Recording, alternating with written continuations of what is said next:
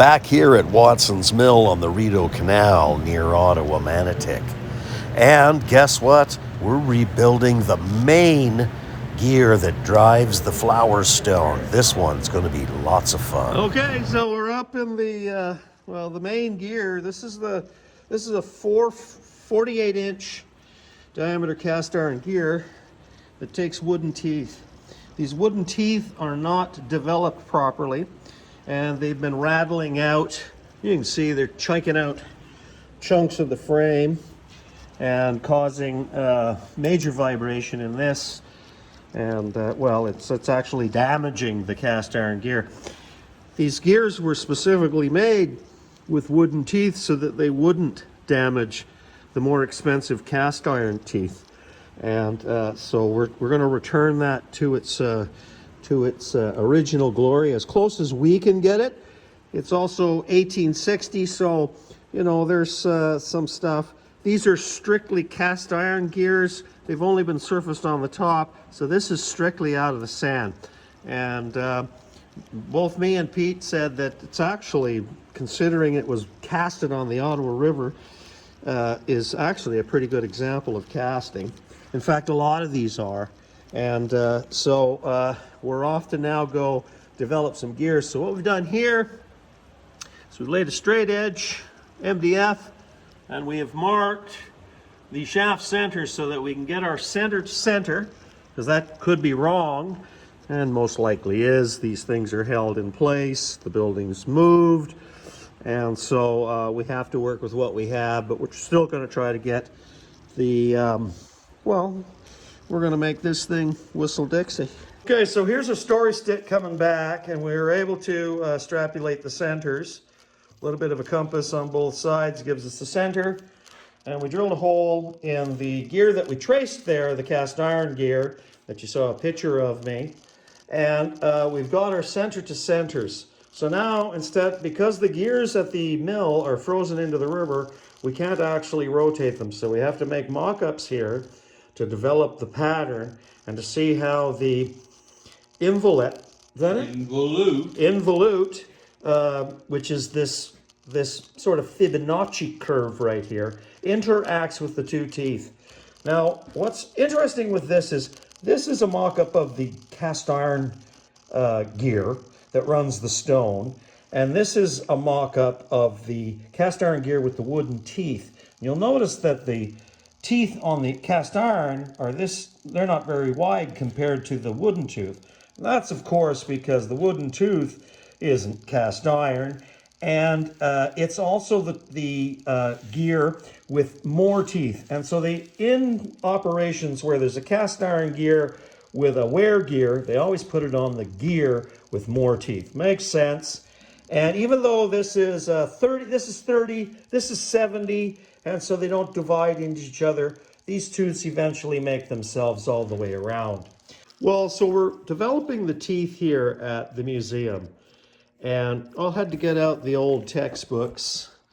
This is a university book on it's got pretty much everything. And what we've determined is we have a 14.5 pitch degree. There were two types, 20 and 14.5. We determined we're 14.5. It has a lot to do with the shape, and you can see on the cast iron gear that it's much more representative of that involute curved here. And we can sort of see that what a gear does is one gear to that gear, they meet at a pressure angle, and that is described here. And we've sort of laid those arcs out, okay, and giving you our clearance.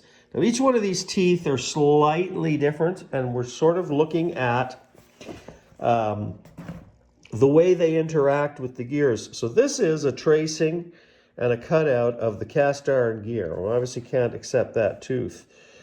We can't do anything with this tooth. And these sections are the teeth that we're going to make on the big, huge 48-inch, gear.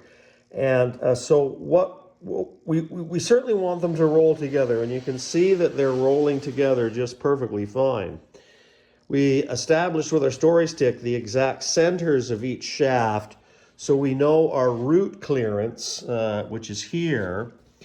And what we're really looking for is, we're looking at the way the gear rolls in and out of the two gears. We want to keep in contact, and see how that's perfectly rolling in. So we've marked that one. That's got the best. Some of the each keeps getting smaller, and you can see we got a little plate.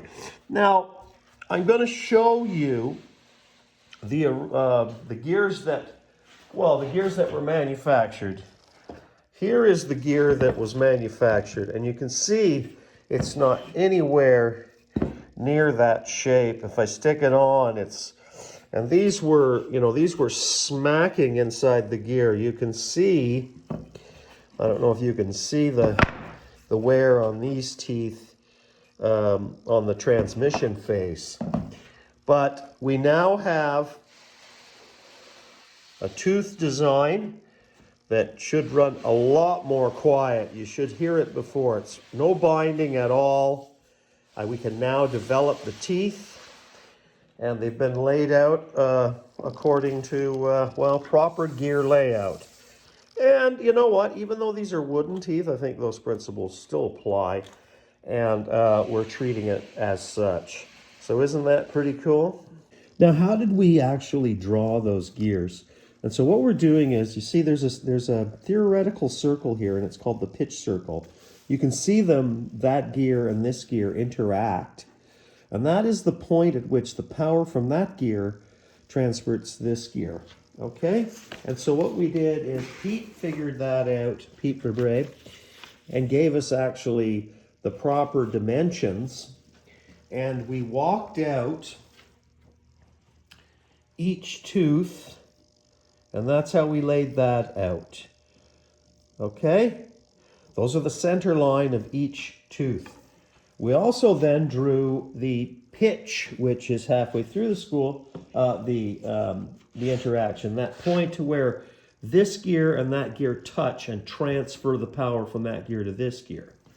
We then just simply, and this is the really cool part, we lay that curve on there, and with a pencil and a string, we lay it on. Come over here and show it over here. We just draw that like that, and that creates the curve. It's the string coming off of the pitch angle that creates that involette that is the right shape for that tooth. That's what was wrong with the ones they did in the 70s. They weren't the right shape, and when they're not the right shape, the gears wear out. They won't run smoothly. So anyway, that's how we laid out the gear.